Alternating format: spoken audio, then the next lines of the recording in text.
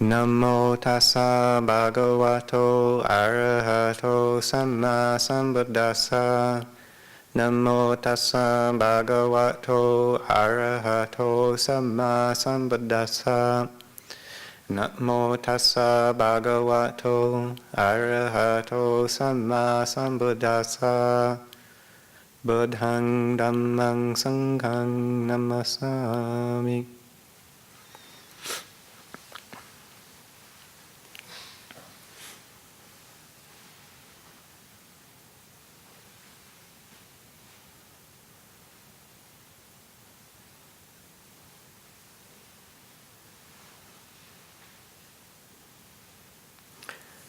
A theme that's been running around in talks at the monastery the past bit of time is around the subject of communal harmony. Tankachana was invited to the Sudana Center last Wednesday night to give some reflections on that as they're developing their community. And we're looking to us to share some of the experiences we've had in developing community. And I decided to pick up on the same theme when I went to the Yomo group last night. A couple of you were there, or not last night, on Wednesday night as well. And thought to just continue with that a bit, because it's something that we have to work at a lot, especially here in the West. Our conditioning is really strong towards individualism. We're brought up with a very strong ideal of the individual, the cult of the individual, you might say. So we're used to working on our own, living on our own sometimes, thinking on our own. And although we have certain structures for sure that bring us together, within those structures there's a very strong ideal towards individual achievement, individual attainment, and sometimes it bypasses or subordinates the issues of how to live together in community, in harmony. Other societies, other cultures have much more of an emphasis on our role as a piece of a community, as opposed to a solid entity that a bunch of solid entities that are floating around in relation to each other, but maintaining a very solid perception of self and of individualism. So it's when we're living together here, and particularly in a community like this, a monastic community, but in all the community forms that we live in together, whether it's with family, the typical nuclear family, or small groups of people, or just a partner, or living in communal households with other people, we have to find ways to relate to each other. And the more that we can understand how our conditioning sometimes gets in the way of that, and then we can work to look beyond that and put into practice a way of life, a style of living together that supports that self-effacement that we're trying so hard to realize in our Buddhist training. We often think of self-effacement or the understanding, the penetration of the characteristic of not self as a very internal process of letting go of ego identification and identification with anything that we normally think of as ours, the five khandhas. And that is that is very true. A lot of the bulk of the work is done internally, but we can adopt certain standards and certain ways of behaving and ways of approaching other people in our lives that helps support that process, that actually helps actualize that process of self-effacement. that we so really, I think, at the bottom of our hearts strongly want to understand and practice how to be truly selfless in all of its ramifications.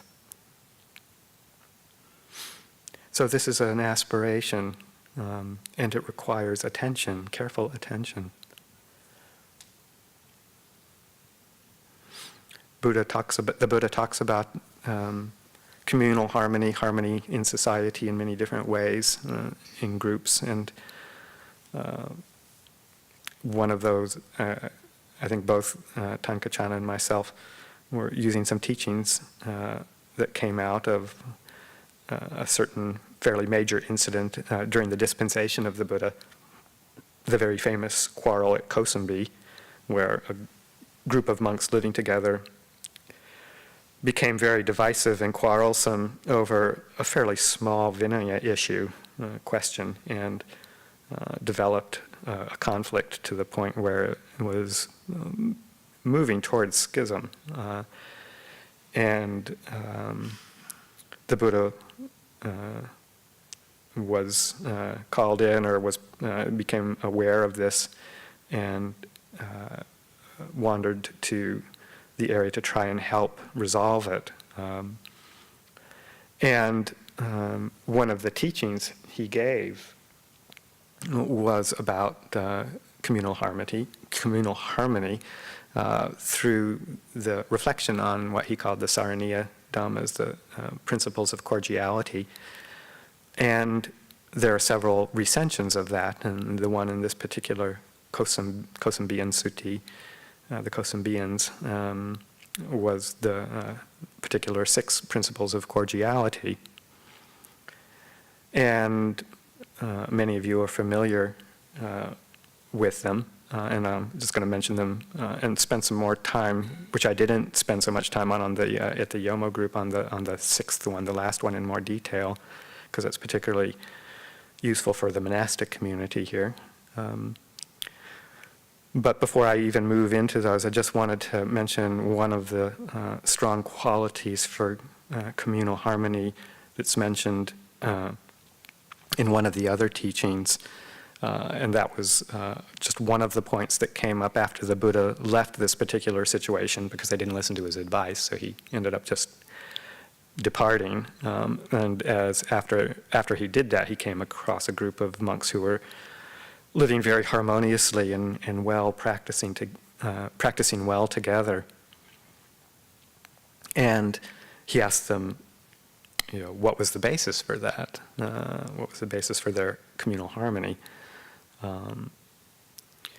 And there were a number of things that they cited, but the one that often sticks in my mind is the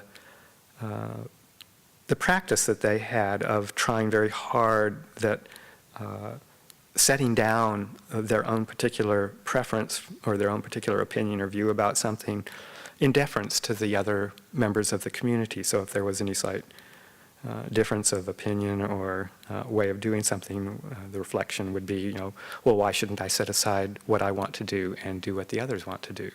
One can extend that to not just activities of day-to-day going through the motions of getting food and cleaning up and things like that, but also the ways that one sees the world, the views one has, the opinions one has, is to really carefully reflect, consider how one's particular way of seeing the world, the perceptions that we have, the way we see other people, the different things that come through our minds, how that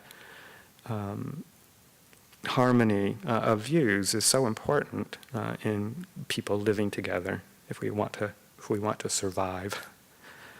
So really learning to look around us and see if there's any way that we can relinquish what it is that we cherish and hold on to tightly for whatever reasons, if others are experiencing things differently, view things differently, want things differently.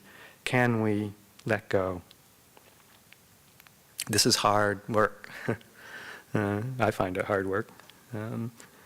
just because the conditioning is to very much believe that what I think is right. I think it, I consider it, and I have my own reasons and conditioning and way of life, and there's a sense of rightness to it. So moving beyond that that concept, that way of operating in the world, is very, very hard. Find it constantly challenging for myself, but kind of realize, well, there's not a better way to live if we can do this. But aside from that particular one, going back to the 6 principles of cordiality, the first 3 are ones that we're all familiar with, and actually also were common to what those bhikkhus who were practicing harmoniously together practiced, were just really using the reflections and the considerations of metta, loving kindness, in everything they possibly could do, so that in all aspects, the 3 aspects of bodily action, of speech, and even the way that we think, the thoughts that we think, trying to just imbue them with a heart of loving kindness, metta, so that we're regarding each other, both in public and in private, when we're alone, as best we can, to try and see the good, see the lovely, see the beautiful. It's so easy to focus on the shortcomings or the problems or the mistakes in ourselves and others, but to also really open ourselves to feeling that sense of kindness, care, concern, consideration of other beings in how we act, how we speak, and how we think. So that's the first 3 of the 6 principles of communal harmony, cordiality.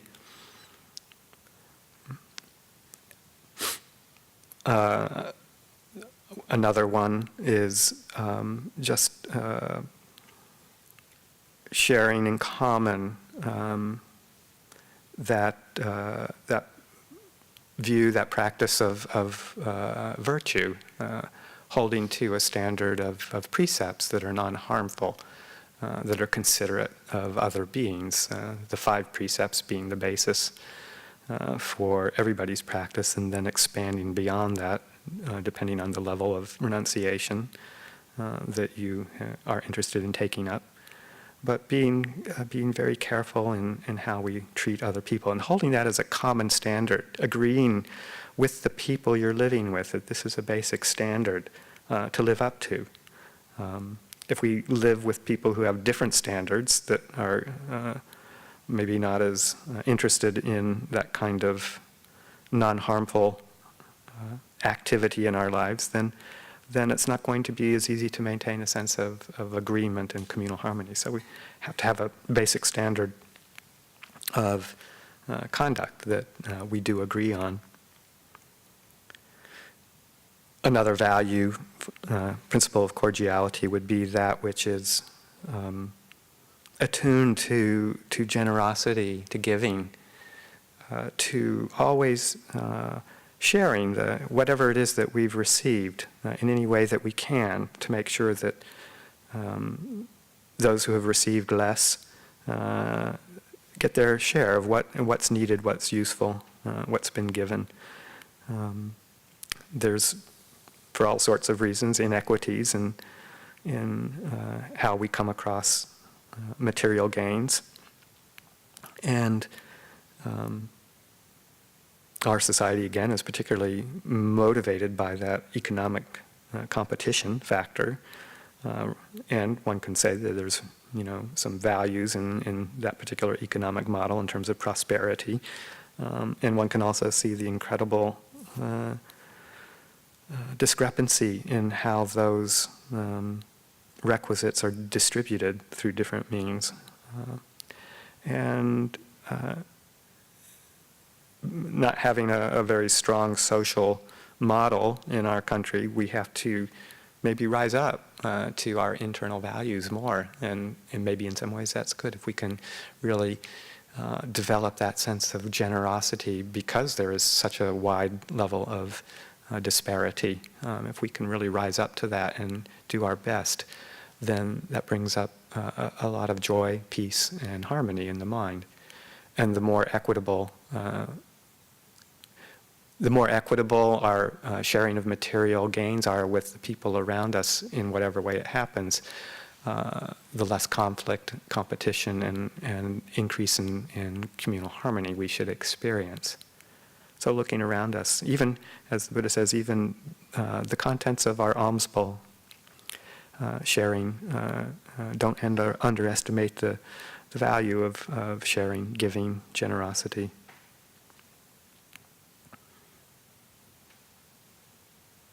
The sixth Saraniya Dhamma, the sixth principle of cordiality, is one that I just touched upon very lightly when I was at the Yomo group. It kind of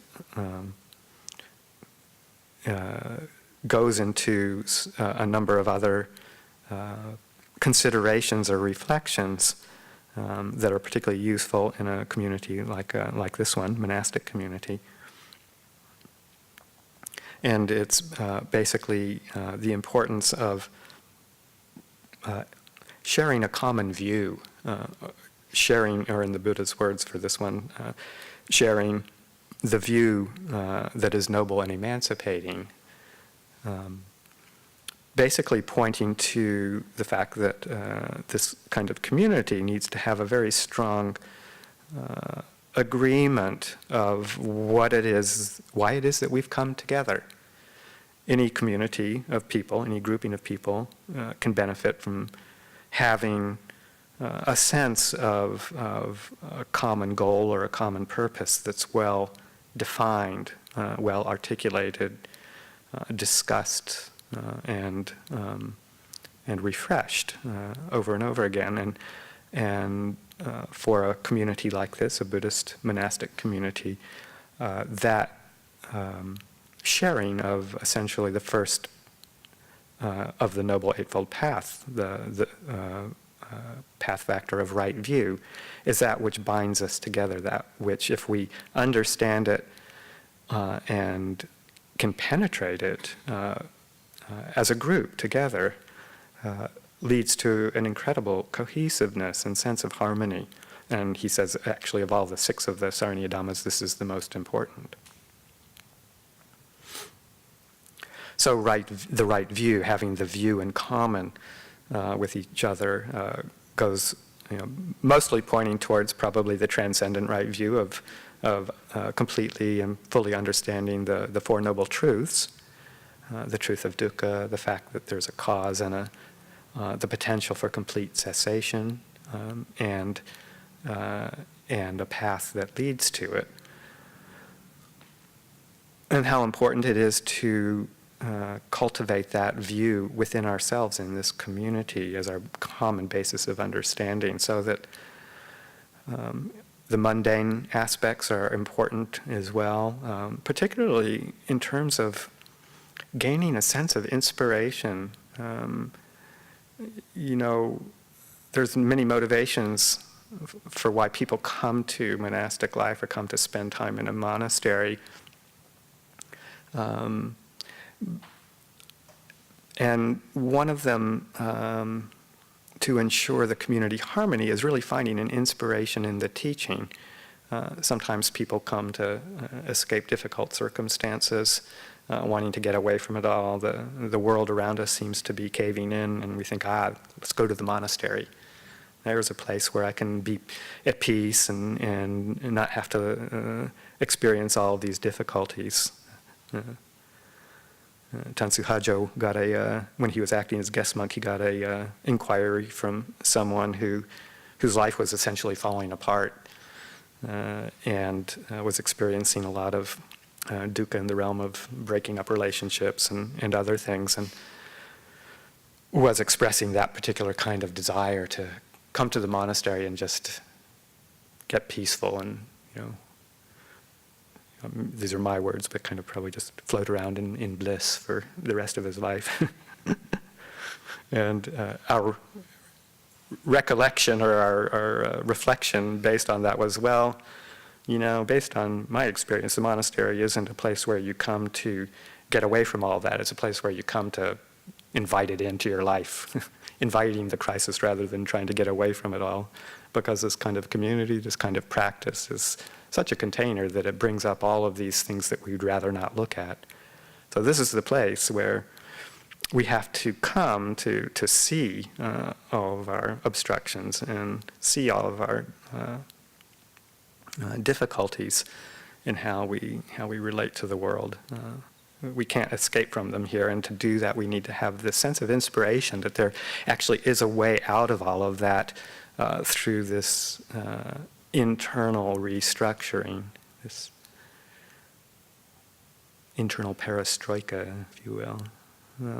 Restructuring the way we see the world, the way we perceive the world, and come to a deep understanding of those Four Noble Truths. So we have to have that inspiration to do that, and a full faith in the Buddha's teaching that comes over time. We have to have a sense that there is a potential for the ending of this dukkha. We have to really have faith that because it seems like what the Buddha taught us is good to the level that we can experience it. We have to keep moving in that reflection of developing faith. Well, if he's right on this one, then maybe he's right on the fact that there is a potential for a complete cessation of dukkha, that we can realize full liberation. And to have faith in that, and to have faith that it can happen in this very lifetime. It may or it may not, depending on our individual capacities, but to have the faith that it's possible. There are some teachings, or there's some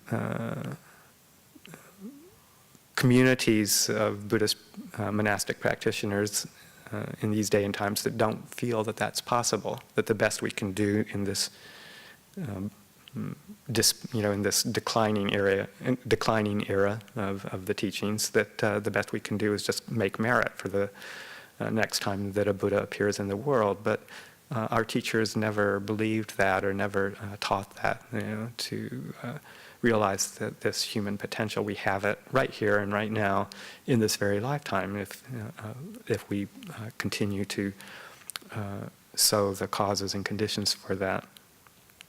So to continue and to have that faith that liberation is possible, and that there are beings who can show us the way, who have walked the path, realized the fruits, and can help guide us.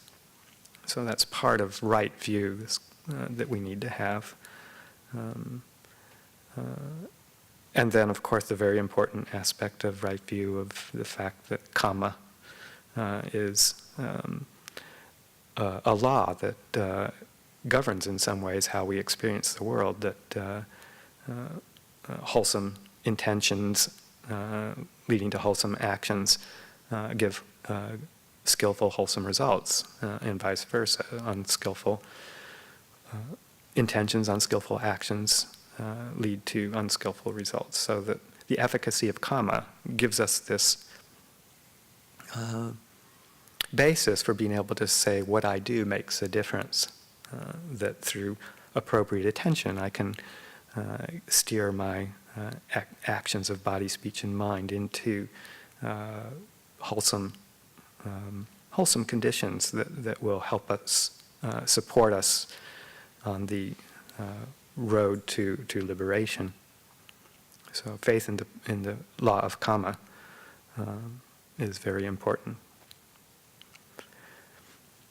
So these are all some of the aspects of right view that we have to consider, refresh in our minds, and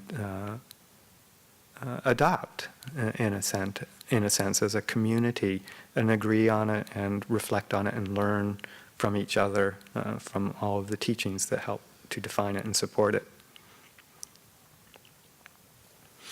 Then he goes on in this teaching as the sixth Saraniya Dhamma, that one who is well along the path will frequently, as part of this right view, have a series of what he calls the reviewing knowledges, reflections, questions that one asks, points that one considers, as an example of what are skillful ways to reflect and examine that a person, people in a community who have this common right view will use these questions, reflections, these ways of examining our experience on a frequent basis. And the first one of these reviewing knowledges, as it's so called, is to ask oneself the question, is there any obstructive state that I'm experiencing that essentially gets in the way of my obtaining obtaining peace? And then individually, he says, is there the questions of is there any experience of sensual desire in my mind that obstructs my path? Is there any ill will or aversion? Is there any drowsiness and dullness? Is there any restlessness, anxiety, restlessness, agitation? Is there any kind of skeptical doubt that obstructs my pursuit? Of course, these are the 5 hindrances, as you all recognize. So the practitioner will review and ask, are these present? And one who is moving along the path may at times realize, okay, I don't experience these right now. In this period of meditation, in this period of practice, I seem to be free of these hindrances. Also, do I engage in any kind of quarrelsome or arguing behavior? I think this one was probably put in because of the circumstances that the Buddha was talking to, when the quarrel at Kosambi. And also, do I engage in any kind of speculative or wrong views of the world, the cosmos, those kinds of things? And if we're free from those, then we can say we're well on the path. The second reviewing knowledge is asking oneself the question, and I think it's based on the answer to the first question, but the second one being, do I obtain stillness and peace in my daily life? And that if we find that we do, that's great, because it indicates that we're continuing to practice with this common right view.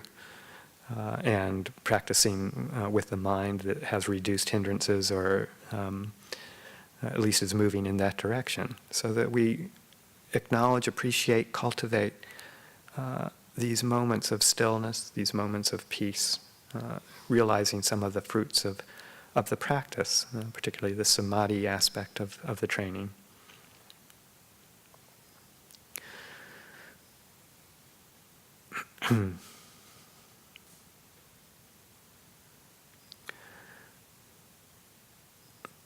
One of the other questions that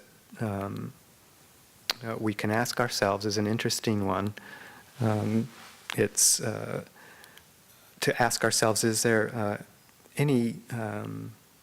is this view that I have, this right view, can it be found outside of this particular dispensation of the Buddha, the teachings of the Buddha? Are there any other spiritual practitioners, in his words, the recluses or Brahmins, that experience or understand this view as we know it outside of this tradition? And I think that maybe, this is speculation on my part, but the reason why this is considered to be an important reviewing knowledge is because at the time of the Buddha, and certainly in our present day, there's so many other practices, traditions that are existent in the world and that we can get involved with. And it can sound a bit, I don't know, maybe a little bit arrogant to say to answer that question with no. There is no other tradition or spiritual community or practice teaching out there that will result in the same view that we're talking about, result in the same end point of complete freedom, complete liberation. But it's important to realize that there are many different goals that people have in spiritual practice based on their belief system, based on what they see as the ultimate goal, and that their religious practices, their ways of being, their personal philosophies, how they view as a good way to be in the world, all of that, depending on what they are, will lead to different endpoints. And I think that the Buddha was very skillful in the ways that he sometimes answered those questions of people who would say, well,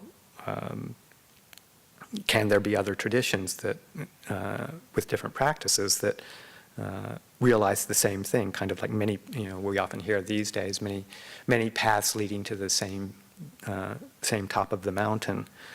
Because we live in a very pluralistic society.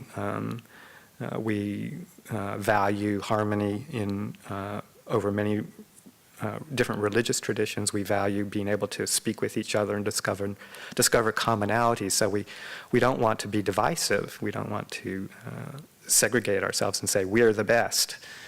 But the Buddha would answer that question in, I think, a very clear way that took it away from that whole competitive mode by just saying, well, if the goal to the path is complete liberation from dukkha, understanding the Four Noble Truths, then it must incorporate all of the factors of the Noble Eightfold Path. You can't get there unless all of these factors are present. Right view, right intention, right action, right speech, right livelihood, right mindfulness, right effort, right concentration. All of those things are necessary for the complete ending of suffering and and full liberation. So he took it out of the context. He didn't say only my way. He just said we have to have the causes to get the results. And to get the result of this particular full liberation, this tradition, this goal that we're proposing, then you have to have all the factors to be part of that. So that is one of the reviewing knowledges for someone on the path, is to constantly refresh. Do I feel confident and faith that this is the path that will take me to the goal that I wish?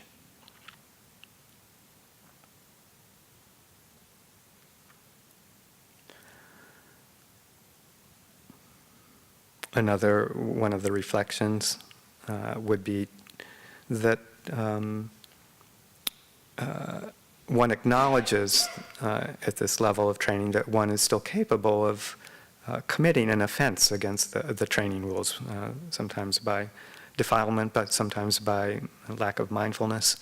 One may commit an offense, and that as soon as one has realized that one has committed an offense,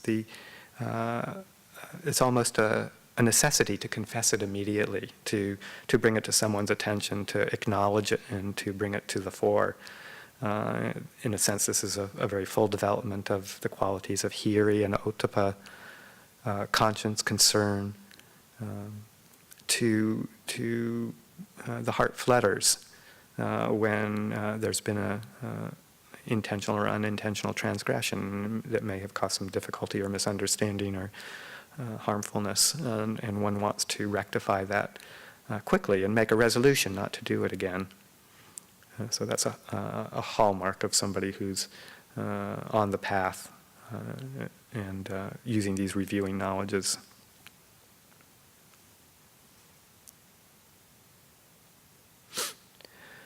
In monastic life sometimes as well, there are people who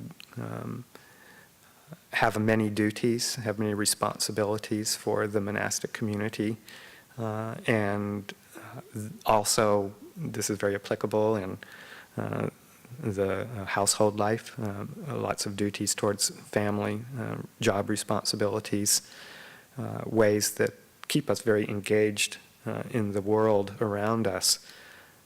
Even a monastic community is part of a functioning unit within the society, and we have to engage in certain ways with the world around us. So there are duties to be done, work duties, interacting with the public, with various bureaucratic structures, all of those kinds of things, and it can be quite time-consuming. But the reflection is that if one is doing it for the benefit of one's community, monastic community, household life, family, whatever, then one still holds the ideal and the very, holds with a lot of value the teachings on the higher trainings, the higher teachings on, or the teachings on higher virtue, the higher mind, the development of meditation, cultivation of samadhi, and also the higher wisdom. That even if one is very busy and engaged, then one still holds the training as very important. So that even if we're busy throughout the day, trying to just find that brief moment, or even slip away for half an hour or longer if possible, to practice some meditation, still the mind, reflect on some Dhamma teachings, just to keep that at the fore. This is the most important thing. Even in the midst of engagement, service to the community, we still hold in highest esteem the training, the rules of conduct, the stilling of the mind, the abandonment of unwholesome states, of hindrances, the development of wisdom. These are foremost in our minds, no matter what we're engaged in.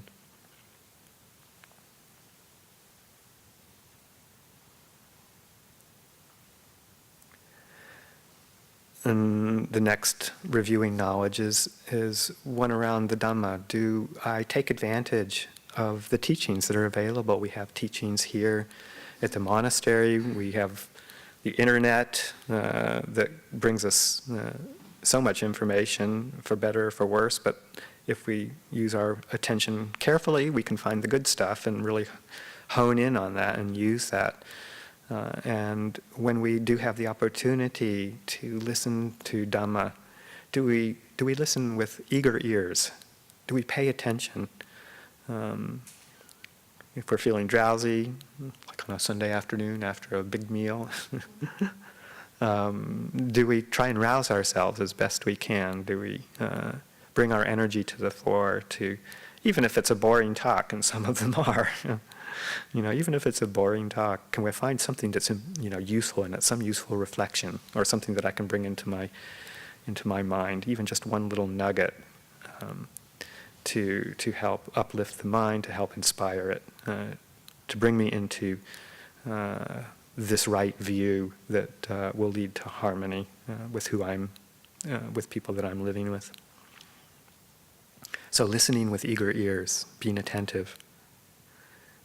And then finally, the last reviewing knowledge of really taking that teaching in, taking these teachings in, and really using them for inspiration, really bringing them in with careful consideration, applying them, and living by them, essentially, really walking the talk, not just listening for the sake of knowledge, but really bringing it into practice, practicing Dhamma in accordance with Dhamma.